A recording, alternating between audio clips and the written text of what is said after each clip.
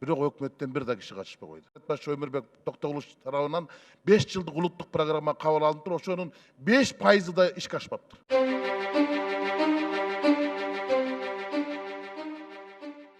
Кыргызда башканы коюп манасты айт деген сөз бар да. Оолу мен ошол ойдуңдан ой толгойдум да. Кече улуттук 1 каналда 1 сааттык түз эфирден мамлекеттин Манаска болгон мамилеси деген теле берүү болду. Ага окумуштуулар катышты, манасчылар катышты, анан жогорку кеңеште мен катыштым. Бирок өкмөттөн бир да киши катышпай койду. Мына мамлекеттин Манас болгон мамилеси. Мына ушул передачада өкмөттүн дарагине аябай ачуусундар айтылды. Эмне үчүн Манас эпосу боюнча мыйзамды өкмөт аткарбай жатат деп. 2011 жылы бул мыйзам жарыкка чыккан, 2012 жылы ошол кезде өкмөт башы Өмүрбек Токтогулович тарабынан 5 жылдык улуттук программа кабыл алынып, ошонун 5% да ишке ашпаптыр. 5%. Анда мыйзамды эмнеге чыгардык? Биз Манасты коргой албай жатпайбызбы? Деги эле дени сак өлкөдө, улуттук мурасты мыйзам менен коргобойт, улуттук мурасты ыйман менен коргойт. Манас атабыз кыргыз элин жерин эч кандай уставы жок, уруксаты жок эле сактап келбеди беле. Эми биз ушул мыйзам менен коргой атабыз. Манас деген арак чыгып атат. Ал кристалл деген завод экен.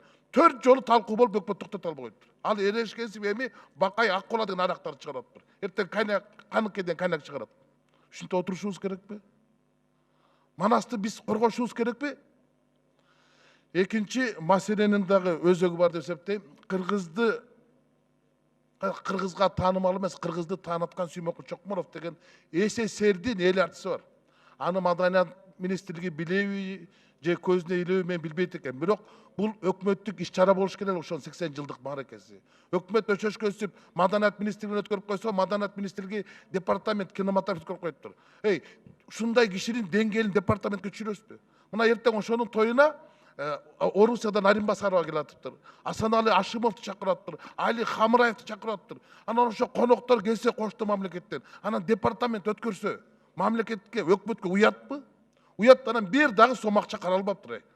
80 жылдык бареке Сүймөнкул Чокморовго.